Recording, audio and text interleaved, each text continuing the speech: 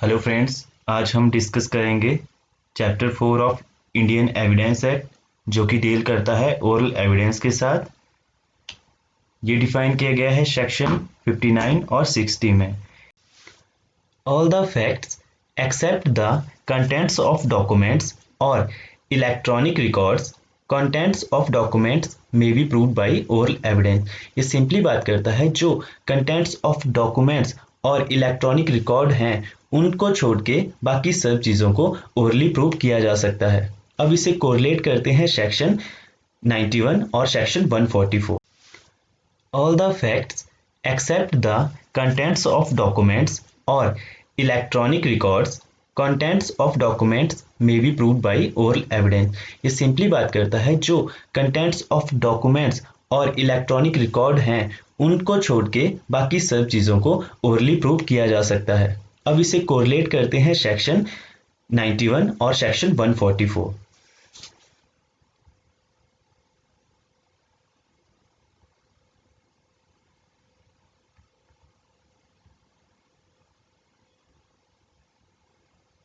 अब बात करते हैं सेक्शन 119 की जो कि सेक्शन 59 से रिलेटेड है। Dumb witnesses, a witnesses who is unable to speak may give his evidence in any other manner in which he can make it intangible as by writing or by sign, but such writing must be written and the sign made in open court. Evidence so give shall be deemed to be oral evidence. ये simply बात करता है dumb witnesses के बारे में। ऐसा person जो कि बोल नहीं सकते वो सिंपली अपना जो एविडेंस होगा वो देंगे by the way of writing, sign और by the way of gesture, यानी कि कोई लिख कर और किसी साइन के द्वारा वो अपना एविडेंस दे सकते हैं और इसे ओरल एविडेंस माना जाएगा। बट एक कंडीशन पे, जो ये साइन और राइटिंग किया जाएगा वो ओनली ओपन कोर्ट के सामने किया जाएगा। Oral evidence is not a satisfactory evidence. ये सिंपली बात करता है कि जो ओरल एविडेंस है उन्हें सेटिस्फैक्ट्री एविडेंस नहीं माना जाता। कब तक नहीं माना जाता? जब डॉक्यूमेंट्री एविडेंस जो है अवेलेबल नहीं होते हैं तो ओरल एविडेंस को क्रॉस एग्जामिन के साथ टेस्टिफाई किया जाता है और आफ्टर दैट जब वो क्रॉस एग्जामिन के साथ टेस्टिफाई करने के बाद वैलिड हो जाते हैं, आफ्टर दैट उसे सेटिस्फैक्ट्री एविडेंस माना जा सकता है। सेक्शन 60 बात करता है oral evidence must be direct.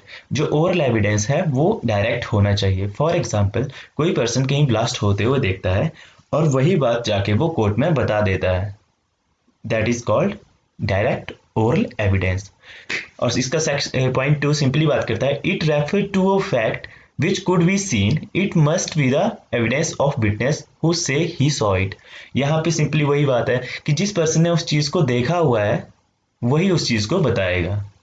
और इसका थर्ड पॉइंट है it refer to a fact which could be heard, it must be the evidence of a witness who से ही हियर्ड इट। सिंपली बात करता है जिस पर्सन ने उस चीज को होते हुए देखा है, उस चीज को होते हुए सुना है। दूसरा पॉइंट बात करता है उस चीज को होते हुए सुना है तो वही कोर्ट में जाके उस चीज को प्रेजेंट करेगा, that is the direct oral evidence. और इसका थर्ड पॉइंट है it refer to a fact which could be prescribed by any other senses और any other manners, it must be the evidence of a person who से he prescribed it by the that sense और manner. तो simply बात करता है जिस person ने अपनी सेंसेस के द्वारा किस चीज को एनालाइज किया होगा वही उस चीज के बारे में जाके कोर्ट को बताएगा। अब बात करते हैं मीनिंग ऑफ हेयरसे एविडेंस के बारे में। All of us are aware of what hearsay is. Hearsay is any information which is received by any person from any other source. Hearsay means when a person does not have a personal knowledge about a particular matter or incident and he has been informed about that particular matter by any other person. As oral evidence include first-hand knowledge, thus hearsay evidence is excluded under the admit or oral evidence because hearsay is not directly obtained evidence. ये simply बात करता है जो हेयरसे evidence है that is called the secondary knowledge. Simply बात करता है कि जब सुनी सुनाई बात लाइक कि कोई पर्सन दूसरे पर्सन से कोई बात रिसीव कर रहा है, कोई नॉलेज रिसीव कर रहा है, उसके बाद उस चीज को प्रेजेंट कर रहा है, that is called the hearsay evidence. अब बात करते हैं difference between direct and hearsay evidence के बारे में। Direct evidence is considered as the best form of oral evidence of the fact to be proved, और hearsay evidence is a form of secondary evidence and is accepted by court in exceptional cases. Point 2. The sources of direct evidence is the person who is present in court and give evidence. Hearsay evidence. In case of hearsay evidence, the person give the evidence is not the original sources of evidence given by him. Or third point, direct evidence. The liability of veracity of direct evidence is on the person who is give his evidence. Or third point, hearsay evidence. In case of hearsay evidence, the person give the evidence does not take the responsibility of its veracity. तो thank you so much, यहीं पे ख़त्म होता है हमारा आज का topic.